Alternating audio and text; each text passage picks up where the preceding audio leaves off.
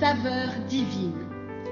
Cette bonne nouvelle du royaume sera prêchée dans le monde entier pour servir de témoignage à toutes les nations.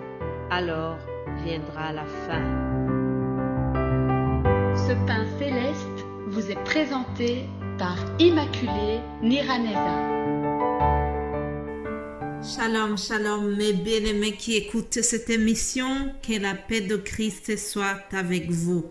Bénissons l'Éternel pour le souffle de vie qu'il nous donne ce matin. J'espère que vous allez bien de votre côté. De mon côté, en tout cas, je suis reconnaissante pour la vie que Dieu me donne encore aujourd'hui. Je vous propose de commencer notre méditation par ces quelques paroles de Psaume 37, verset 3. Il y a quelques conseils que nous lisons là-bas. Confie-toi en l'Éternel et pratique le bien. Je répète, confie-toi en l'Éternel et pratique le bien. Et le pays pour demeure et la fidélité pour pâture. Fais de l'Éternel tes délices et il te donnera ce que ton cœur désire. Recommande ton sort à l'Éternel, mets en lui ta confiance et il agira. Alléluia. Les bien-aimés de Dieu, en commençant notre journée, mettons notre confiance en l'Éternel, confions-nous à lui et faisons de l'Éternel nos délices et il va nous donner le désir de notre cœur. Nous devons recommander le sort de cette journée à Dieu et nous devons lui faire confiance. Selon sa parole, il agira. Déclarons cela à la journée qui commence. Seigneur, je recommande mon sort à toi. Je mets en toi ma confiance et je m'attends à toi. Je m'attends à ce que tu vas agir dans ma vie aujourd'hui. Alléluia. Frères et sœurs, vous savez que nous avons commencé la semaine sainte, une semaine qui précède ce merveilleux jour de Pâques où nous célébrons la mort et la résurrection de notre Seigneur. Pour ce mardi, je vous rappelle que nous avons ce thème qui dit « Souviens-toi ». Nous avons le devoir de nous souvenir de Jésus-Christ qui est mort pour nous. L'apôtre Paul recommanda à son fils Timothée de se souvenir de Christ. Il nous est recommandé aussi de nous souvenir de lui.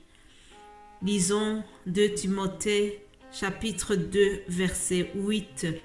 Souviens-toi de Jésus-Christ, issu de la postérité de David, ressuscité des morts selon mon évangile, pour lequel je souffre jusqu'à être comme un malfaiteur. Mais la parole de Dieu n'est pas liée. Alléluia.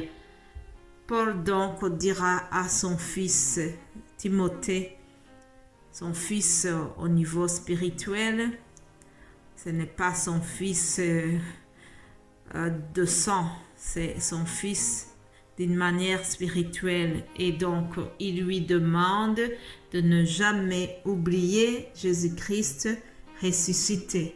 Nous aussi, dans cette semaine, nous avons le devoir de se souvenir de lui d'une manière spéciale.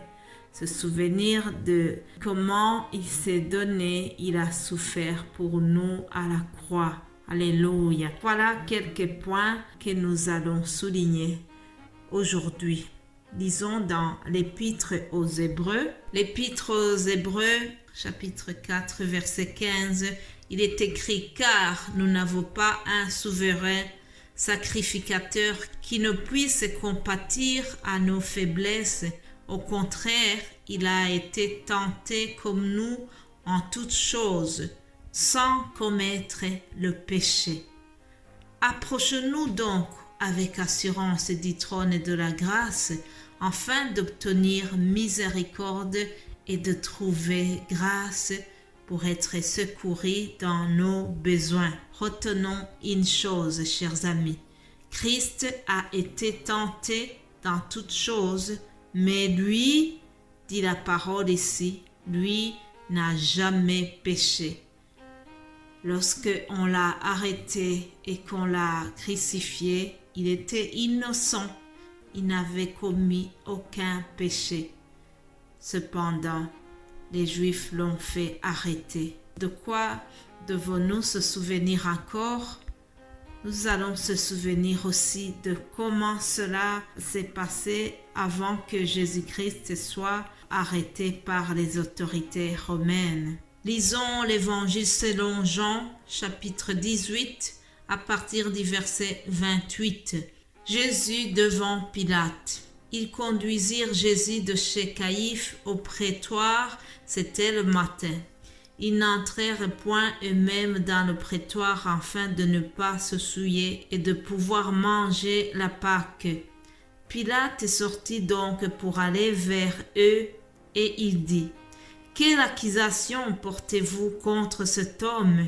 Ils lui répondirent: « Si ce n'était pas un malfaiteur, nous ne te l'aurions pas livré. » Sur quoi Pilate leur dit: « Prenez-le vous-même et jugez-le selon votre loi. » Les Juifs lui dirent: « Il ne nous est pas permis de mettre quelqu'un à mort. » C'était enfin que s'accomplisse la parole que Jésus avait dite lorsqu'il indiqua de quelle mort il devait mourir.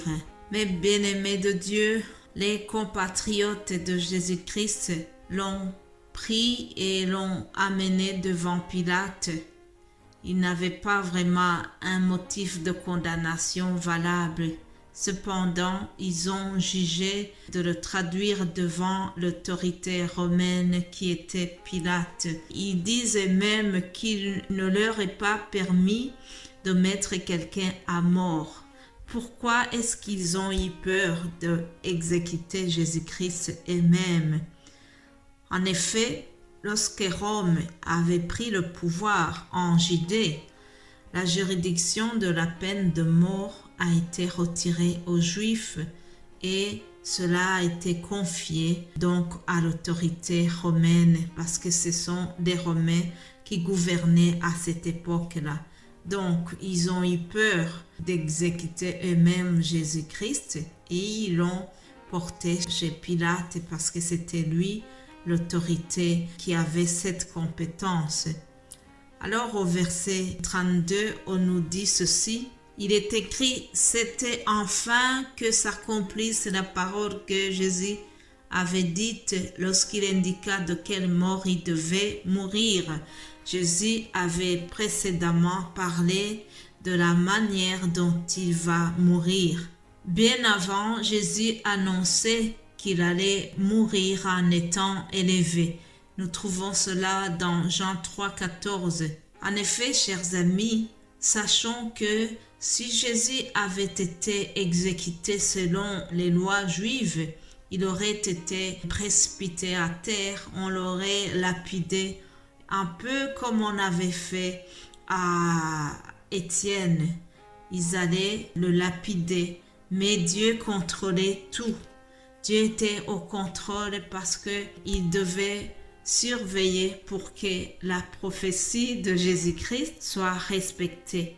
Il avait indiqué la manière dont il mourra et donc la parole de Dieu est la vérité.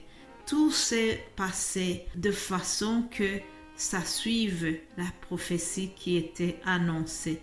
Tout devait respecter la parole qui était annoncée précédemment par le Seigneur. Voilà de quoi donc devons-nous se souvenir aujourd'hui. Aujourd'hui, nous avons vu comment Jésus a été arrêté, comment il a été traduit chez Pilate et que nous avons vu également que c'est lui le souverain sacrificateur qui n'a jamais commis de péché. Malgré qu'il a été arrêté, il était innocent. Voilà ce qu'il faut retenir aujourd'hui. Nous allons continuer demain. Passez une excellente journée. Amen.